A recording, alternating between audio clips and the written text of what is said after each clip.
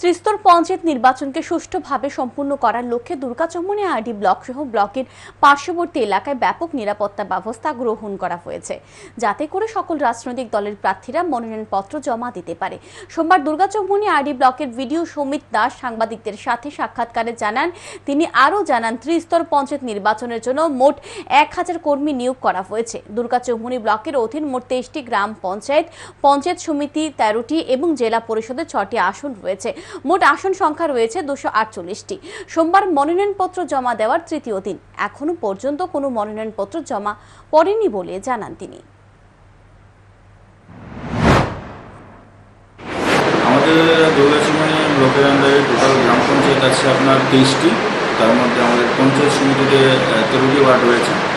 সর্বমোট পঞ্চায়েত সমিতি এবং গ্রাম পঞ্চায়েত মিলে টোটাল আসন সংখ্যা হচ্ছে 248।